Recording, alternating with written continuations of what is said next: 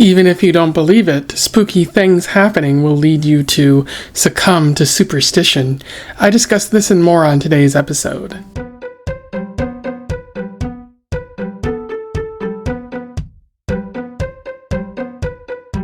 Welcome back to Around the Weird, a booktube channel where I talk about all the unusual and out of the ordinary literature that I found in my travels.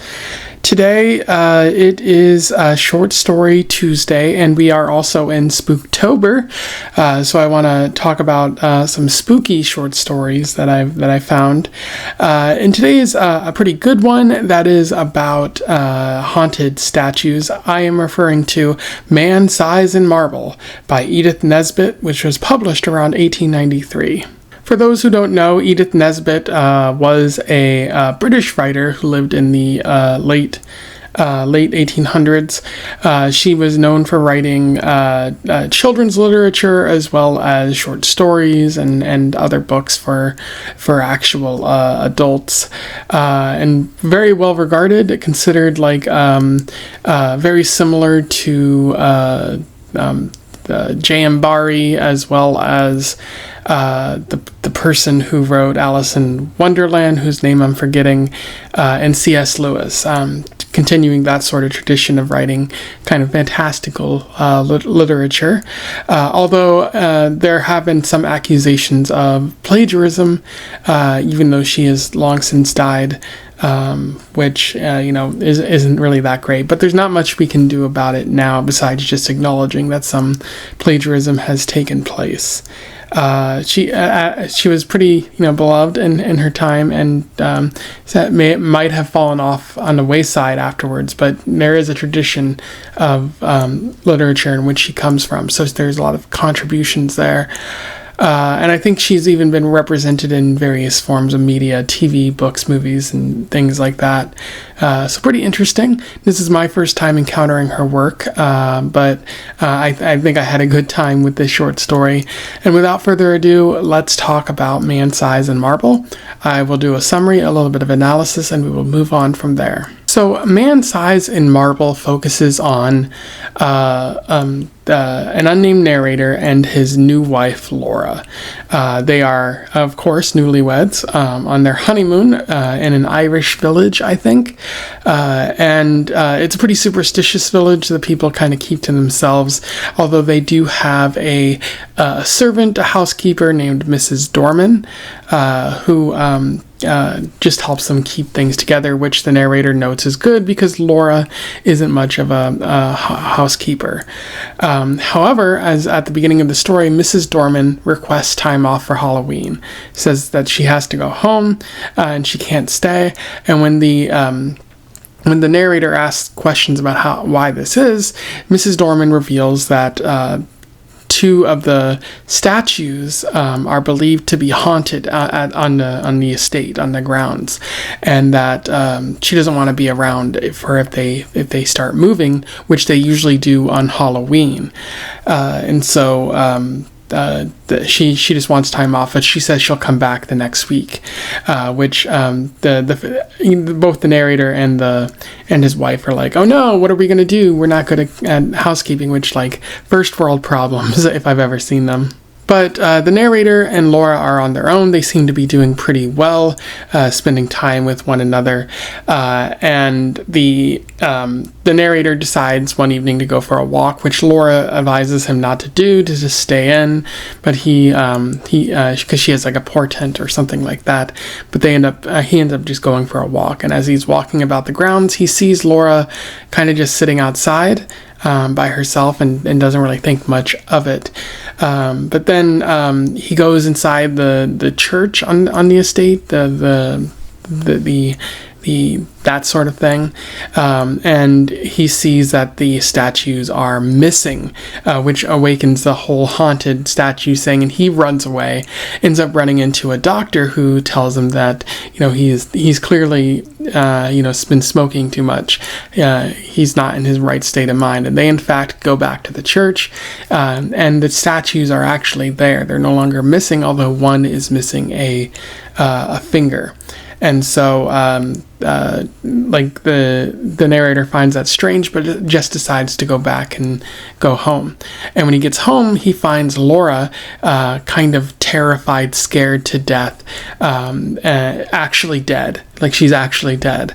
And the narrator, as the story comes to a close, he finds a marble finger in Laura's hand, suggesting that she was visited by these marble knights, and one of them might have either killed her or scared her to death. In terms of analysis, there's a fair bit to talk about with Man-Size and Marble. I think the first thing to note is that it is a classic ghost story. It involves moving statues, and at the end, someone dies because they were literally scared to death. Involving those kind of elements, Nesbit writes, pretty standard, but pretty good, pretty haunting kind of short story here. It touches upon fear of the dark because, we at night, these statues come alive, and so, we're afraid that we're going to run into them in the dark. This takes place on Halloween, a night of great evil. Our opinions of Halloween have changed over time, and there's that fear of being stalked to death in the case of Laura. But the narrator worried about being followed by the narrator and Mrs. Dorman worried about being followed by the haunted statues. So a lot of good elements of the traditional ghost story that you see here. I think Nesbit's also touching upon superstition, because at the beginning of the story, when the narrator hears about the haunted statues, they're like, oh, it's nothing. Mrs. Dorman is just out of her mind. A superstitious kind of peasant woman, doesn't really know what's good, like us upper class, like British elites and whatnot. What's interesting is that even if the narrator doesn't believe, when they see that the statues are missing, their first thought is, oh no, these statues are haunted, I should not be here, or they might try to grab me, and who knows what they're going to do if they manage to do that. So even though the narrator doesn't believe, if you see something spooky happening, if you see something that is uncertain, or you have no rational explanation for, you might lean on that superstition, even if you think you're a rational human being. I think it's easy for anyone to kind of fall into those traps. The last thing I'll note is, of course, the story has a bit of an unreliable narrator. First, the narrator just notes, this is a totally real thing that happened to me, which, other people can attest. You see that in a couple of Edgar Allan Poe short stories as well, which, again, if someone, says this is something totally real that happened, we always question whether that's actually the case. But then, the only person who really witnesses or understands what might be happening in this story is the narrator and Mrs. Dorman, because the narrator's wife is dead, and so what actually happened to the narrator's wife? Was she scared to death? Something that only Mrs. Dorman can verify, or another potential explanation, like you might find in the Legend of Sleepy Hollow, is that the narrator wanted to accomplish something. This case, maybe not being happy with the woman that he married, maybe getting an insurance policy out on it, and just deciding to kill that woman and blame it on something unexplained in the world. He heard the rumors about the moving nights, the shifting nights, the haunted grounds, and he just decided to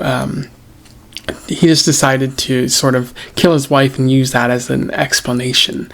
I don't think that's what Nesbit is trying to argue, but that is there. That is kind of at the surface of it's barely below the surface. It's there, I think, and something that's worth talking about, because you have a lot of gothic kind of morbid stories that focus on death and people causing death. Then it's important to question, what actually happened to the narrator's wife here. Anyway, those are my thoughts on Man-Size and Marble by Edith Nesbit. Pretty simple ghost story, but pretty fun. I highly recommend that you go and check it out, which I will put a link to in the description. Let me know your thoughts in the comments below. Otherwise, don't forget to like, share, and subscribe so that more people can find out about this short story or this author if they don't know about either already. Also join the Discord if you want to have further conversations about books, movies, TV, that sort of thing, which also a link to in the description there. And until then, I wish you the best of luck in your weird and haunted statue-based travels. Farewell.